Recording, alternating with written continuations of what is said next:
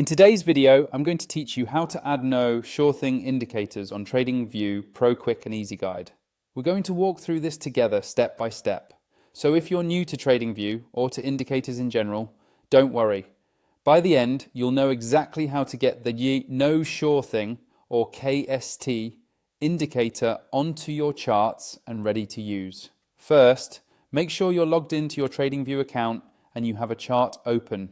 It can be any market or time frame. The process is the same. Once your chart is up, look toward the top of the screen for the indicators button. Depending on your layout, it's usually near the middle or slightly to the left, and it will say indicators or indicators and strategies. Go ahead and click that to open the indicators window. When that panel opens, you'll see several categories. For this guide, we want to focus on the technical indicators that come built into TradingView. If you're not already there, navigate to the section labeled something like Technicals or Technical Indicators.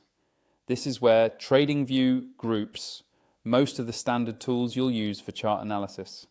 Inside this panel, you'll notice a search bar at the top.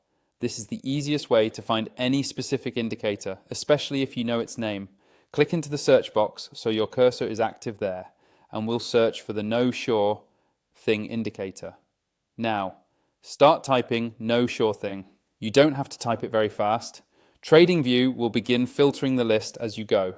Once you've typed it out, you should see an indicator appear in the results with the name no sure thing or KST.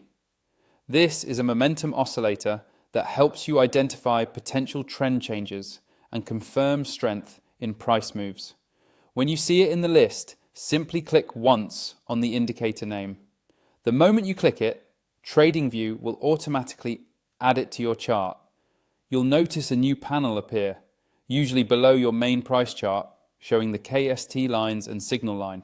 From here, you can customize its settings by hovering over the indicator's name on the chart and selecting the settings icon if you want to adjust things like colors or line thickness. If you haven't signed up for TradingView Pro yet and you want access to more advanced features and a better overall charting experience, check out the link in the description of this video. It will take you straight to the sign up page so you can follow along with all my future tutorials using the same tools.